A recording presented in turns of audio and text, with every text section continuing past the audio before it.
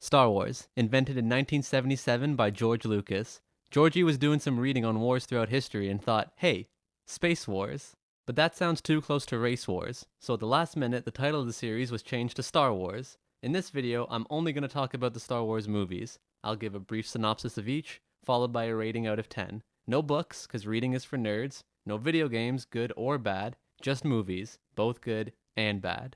Gonna begin with the oddball movies, the ones that don't really fit in, really just the ones that aren't numbered. Starting off with Star Wars Rouge the Bat. Bunch of shit happens, no one cares. Bunch of people die, no one cares. 6 out of 10, it's okay. Star Wars anime shit. Weeb out of 10, no thank you. Riding Solo by Jason Derulo. It's not out yet, but Donald Glover is in it, so it's probably gonna be good.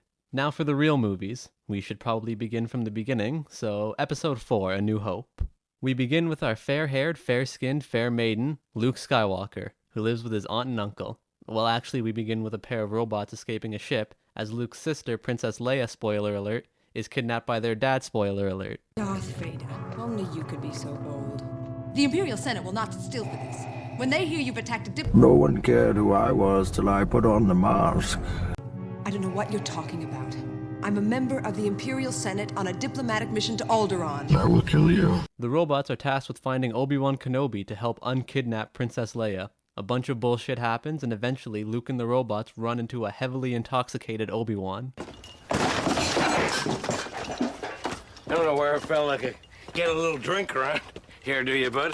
Obi-Wan tells Luke about his dad. He was the best star pilot in the galaxy, and a cunning warrior. I understand you've become quite a good pilot yourself. And he was a good friend.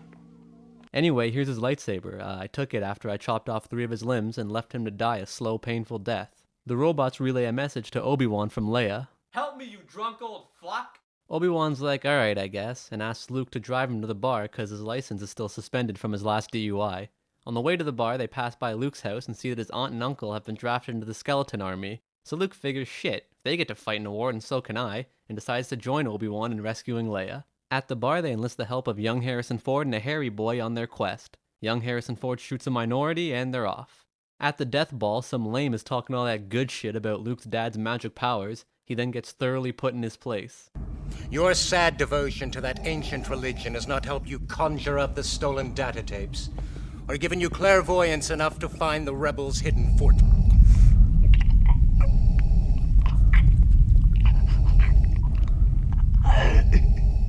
Do you feel in charge? The gang arrives at the death ball. Quick side note, doesn't the death ball sound like the perfect place to take your goth GF? You know, if you had one. Anyway, they easily locate Leia's prison cell, being the masters of stealth that they are. Look out, he's loose! Barrel's all apart! I'll get him!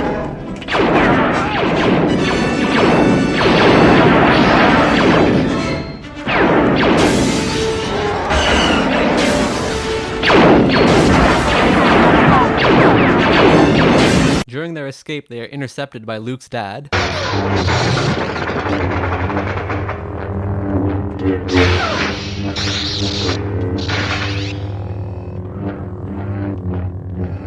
Peace has cost you your strength. Victory has defeated you.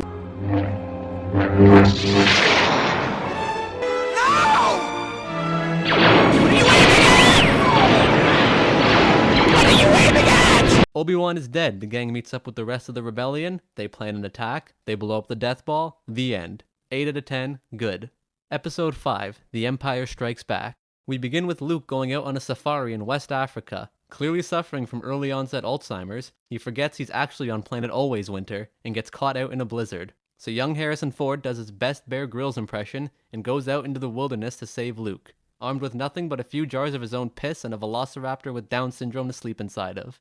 After their Brokeback Mountain reenactment, Han and Luke find their way back to the shithole the rebellion calls a base. Tonight's forecast. A freeze is coming.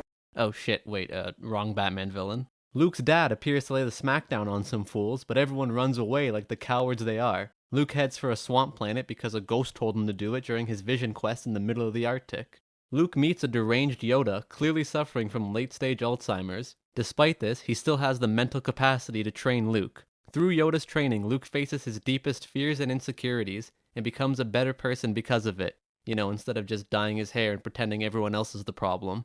How countercultural of you, Luke. At the same time, young Harrison Ford takes the rest of the gang to go see his plug, old Donald Glover, because he's running dangerously low on mid. But uh-oh, Luke's dad is there, and he's prepared a lovely meal for everyone. You can't piss on hospitality. I won't allow it! Young Harrison Ford gets the Mr. Freeze treatment, and then Boba Fett takes him to give to Jabba the Hutt as a birthday present. The rest of the gang escapes, and Luke returns to do what every son must do in his lifetime. Beat his dad in a fight to prove that he has become a man. You think darkness is your ally? You merely adopted the dark. I was born in it, molded by it. I didn't see the light until I was already a man. It was nothing to me but blackness. You fight like a younger man, with nothing held back. It's admirable, but mistaken.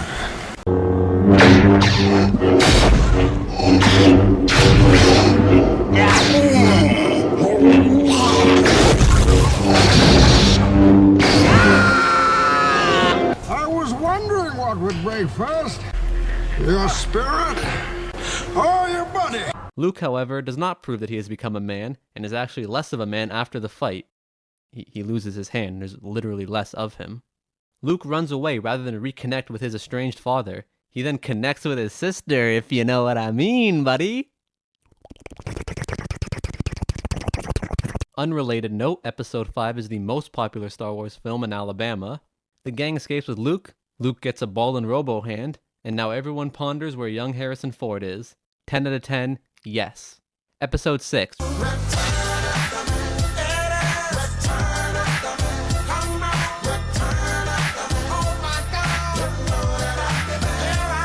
The gang locates young Harrison Ford, and he is rescued after Luke Skywalker defeats Jabba the Hutt in Mortal Kombat.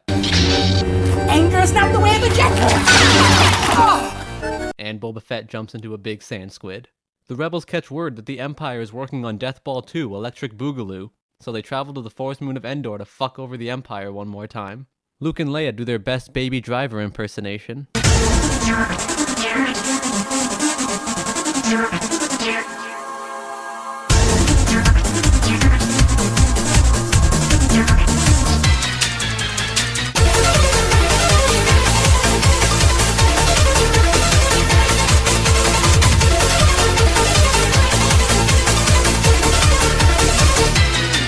Young Harrison Ford leads a task force of Care Bears to destroy No Heart's castle on Endor, while the rebels launch an assault on Death Ball 2, and Luke has a nice conversation with his dad. This conversation quickly turns sour, and Luke finally manages to claim the title of man by beating up his dad. The big bad boy tells Luke to kill his dad. Luke tells the big bad boy to slob on his knob. Triple B does not take kindly to this slight and goes full gigavolt havoc on Luke's ass.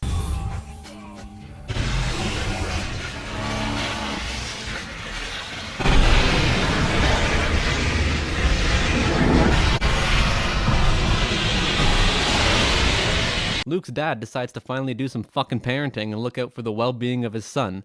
Luke and his dad reconnect before his dad dies. The rebels blow up Death Ball 2. Everyone celebrates. During the celebrations, Luke catches a glimpse into the other world and sees both his mentors and his dad have been drafted into the Ghost Army. This is anguishing for Luke, as it means his two mentors and his dad have been drafted on the opposite side of the Great Skeleton Ghost War of his aunt and uncle. Truly a tragedy. The end. 9 out of 10. Very good. Now for everyone's favorites, the prequels. Episode 1, The Phantom Pain. Evil robots are trying to kill Natalie Portman. Obi-Wan and Liam Neeson rescue her and flee planet Portman. During their escape, their ship is badly damaged, and they are forced to land on a planet that looks like a prime target for a US invasion. The big bad boy wants Natalie Portman brought to him so he can read her his Black Swan fanfiction. The big bad boy, who is actually pretending to be this good guy but you don't know that yet, sends his right-hand man, Darth Paul, to hunt down the Portman. Back on planet Arabia, Liam Neeson finds both the thing needed to repair the ship, and less importantly, a young slave boy named Anakin in the possession of a horribly racist caricature. Liam Neeson refuses to hand over the requested amount of shekels, and then blah blah blah, nothing important happens. Liam Neeson says Anakin is the savior of the universe. Obi-Wan says Anakin is dumb and should die. The slave boy enters a street race to win his freedom and the thing to fix the ship, and it's the hypest part of the movie.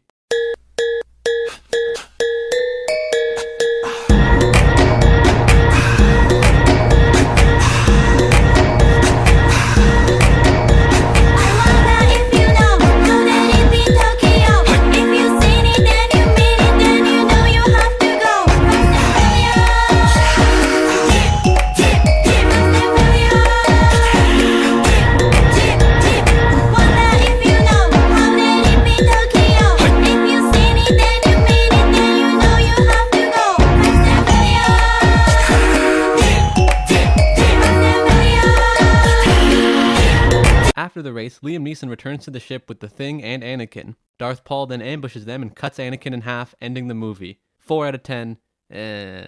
Episode 2. No. 0 out of 10. No. Episode 3, Revengeance. Anakin survives his encounter with Darth Paul, and with his brand new legs becomes a member of the Jedi Council. Liam Neeson has left to go locate his daughter, leaving Obi-Wan to look after Anakin.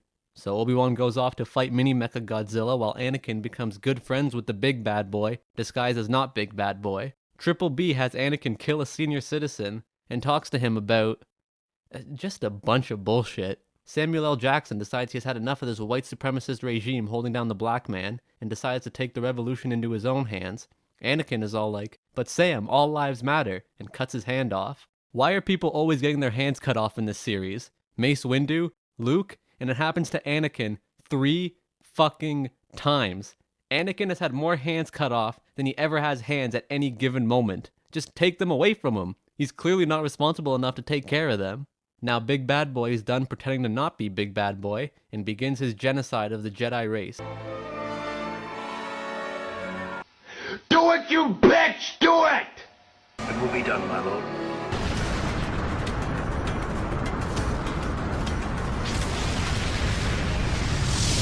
I say cry, I say cry, I say cry, and say second time much no say.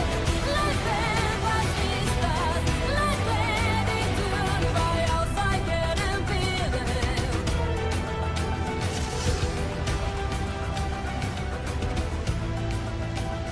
Obi-Wan disagrees with the murder of children and his comrades, and has a stern talk with Anakin about what he's done, which ends with Anakin being mortally wounded. Obi-Wan then takes Anakin's children to be raised by people who aren't dead, and the Big Bad Boy takes Anakin to turn him into Luke's dad. 5 out of 10. Meh. And finally, Episode 7, What If Luke Skywalker Was a Girl? After the blowing up of Death Ball 2, Luke Skywalker goes into hiding to become an alcoholic shut-in, just like his master before him. One of the people looking for him is a man cosplaying as Luke's dad. Attempting to remain as in character as possible, he executes a senior citizen and kidnaps someone who doesn't have what he's looking for. Roly Poly meets up with girl Luke, as a black guy helps Roly Poly's owner escape. Roly Poly's owner is then eaten by a big sand squid. Black guy, girl Luke, and Roly Poly go off to find Leia and give her the thing RPO was carrying. On the way, they meet up with old Harrison Ford and Harry Boy. In the meantime, Cosplay Boy has an extreme episode of autismo rage. An old dude, a furry, a minority, a woman, and a robot walk into a bar. This is not a joke, this is what happens in the movie. As usual, the space Nazis are building a super weapon. This time it's the Mega Death Ball, capable of raining death on like fucking 6 planets at once. Cosplay Boy attempts his second kidnapping of the movie. Old Harrison Ford and the black guy meet up with Leia and give her the thing Roly Poly had. Cosplay Boy interrogates girl Luke and reveals his identity. Oh my fucking god, it's John Wick. Why are you carrying around that lightsaber, dude? Surely a pencil would be more than enough. The Resistance plans an attack on the Mega Death Ball. Girl Luke is rescued. John Wick becomes a man. Girl Luke kicks John Wick's ass. The Mega Death Ball is blown up. Girl Luke finds Luke. The end. 7 out of 10. Pretty good. Episode 8. I didn't watch it. I don't know out of 10. I don't know. So in general, I would say the Star Wars movies are... Oh wow, these scores are all over the fucking place. They're okay. You know, you should probably watch them yourself, form your own opinion and all that. Except for Episode 2. Don't watch Episode 2. Fuck Episode 2.